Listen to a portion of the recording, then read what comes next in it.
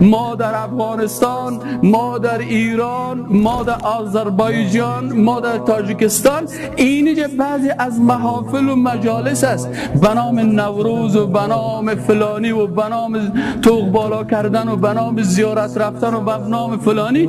آیا این گپ های پیغمبر خدا با عقیده اسلامی، با کتاب خدا و سنت پیغمبر خدا تصادم میکنه یا موافقت داره که ما ایره بگیریم؟ اگر خوب است باید ما بریم، اگر خراب است پس پیغمبر خدا باید بر ما نشان بده.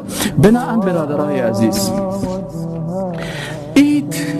این مجالسی که مثلا در نوروز دایر میشه، لباس جدید میپوشی، کالای خوبش میپوشی، اف میوه جور میکنی، غذای خود پخته میکنی، خروس سفید حلال میکنی، سبزی چلاو پخته میکنی. خب عید یعنی چی؟ عید یعنی چی؟ خب این نمی کارا کلش در عید میشه، این نمی خوشی ها در عید میشه. عید هست دیگه. عید دو قسم است برادرای عزیز، عید مکانی است و عید زمانی هست. اصلا کلمه عید از عاد یعود و عودتن که یک چیزی که دوباره عودت میکنه و برمیگرده، یا در زمان است که پارسال اینی روز بود این روز باز آمد، پارسال یک هفته بود این باز آمد، و یا مکانی است که مردم در این مکان رفت و آمد میکنن. اینجا ما عیدهای مشروع داریم از نگاه زمانی و عیدهای نامشروع داریم.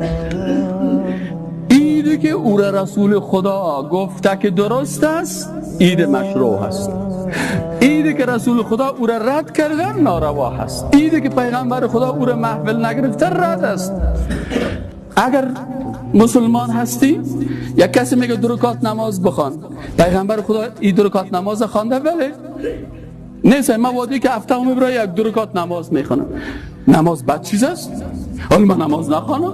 حالا ما از نماز منو میکنیم؟ نه برادر عزیز، نماز خوب چیز است، لکن نماز وقت خدا داره. در وقت آفتاب برآمدن خود نماز نیست که تو در وادی آفتاب برآمدن خود آفتاب پرستان نماز میخواندن. پیغمبر گفته نخوانده این وقت، نخوانم گفته نه نخوان. این نماز بد نه، نماز خوب چیز است، لکن نماز خود تقسیم اوقات داره دیگه. تو خونه میشه که تو هر چیز که هر وقت دلت شد بکنی. بنابراین عید زمانی برای ما 2 عید پیغمبر صلی الله علیه و سلم معرفی کرده که عید قربان است و عید رمضان است. در عید غسل کردنش سنت ثواب داره، در عید ها مثلا رفتن به مسجد نماز عید خواندن ثواب داره، در این روز لباس خوب پوشیدن ثواب داره، در این روز با دوستای خود در آغوش گرفتن ثواب داره، در این روز اگر انسان این تخصیص میده و رخصتی میکنه و در این روز خوشی میکنه، این پیغمبر خدا اجازه داده. بنابراین عید ما مسلمان ها هست، عید ما مسلمان ها هست. عیدهای نامشروع هم هست که در دیگه ادیان است. یک کسی میگه خب آل عیدهای دیگر ها که اگر ما او را تجلیل کنیم چی پرابلم داره، چی مشکل داره؟ ما مثلا میرم در عیدهای دیگر ها، در کریسمس میرم، روز نوروز تجلیل میکنم، ایره میکنم، اوره میکنم، چی مشکل داره داری؟ برشان میگن علمای اسلام که برادر عزیز، عید و رخصتی که از تعلق به عقیده داره. اگر شما کسایی که انگلیسی را میفهمن از اونها پرسان کنید، بگید برادر عزیز مثلا روز شنبه را یهودیا هالیدی میگن، هالیدی، نصرانیا روز یک شنبه را هالیدی میگن و میگن برای مسلمان ها روز جمعه هالیدی است. چی معنی هالیدی؟ میگه هولی، مقدس دی روزه، میگه یعنی روز مقدس. بنابراین او کلمه کسایی که میگه هالیدی یعنی رخصتی انگلیسی رو نمیفهمن، در حالی که هالیدی معنای اصلیش روز مقدس است. مسیحی ها یک روز رو تجلیل میکنن به نام روز مقدس، روز کریسمس پیشان مقدس است. پس اگر یک مسلمان در روز کریسمس برای از این مسیحی یک دسته گل میته، او رو تایید میکنه در عقیدهش که تو کار خوب کردی.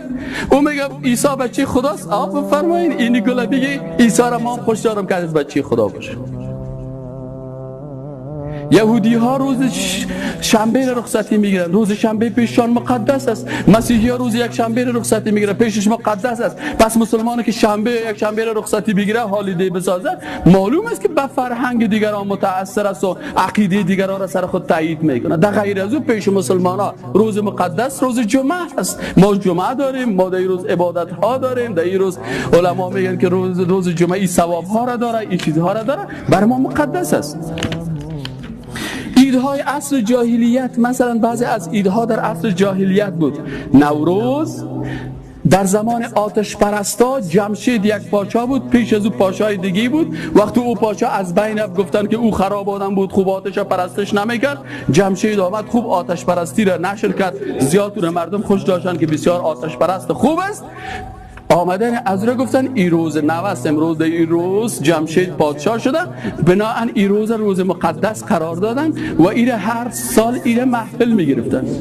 حالا ما بخیزیم از پادشاه شدن جمشید این روز ما هم مقدس حساب بکنیم. را کردن آیا آل بیت پیغمبر صلی الله علیه و سلم این کار کردن؟ وقتی که نکردن، کل بدعت ضلاله، هر چیزی که نوآوری در دین شود، چیزی را که خدا نگفته مقدس است، پیغمبر خدا نگفته مقدس است، قدسیت نداره. و اگر کس میگه نه این مقدس است، در این ثواب داره، فلانی داره، بدعت نوآوری یک فایل جدید را در دین داخل کرد و این از دیدگاه عقیده اهل سنت و الجماعت بدعت است و کل بدعت ضلاله، هر نوآوری در دین گمراهی هست.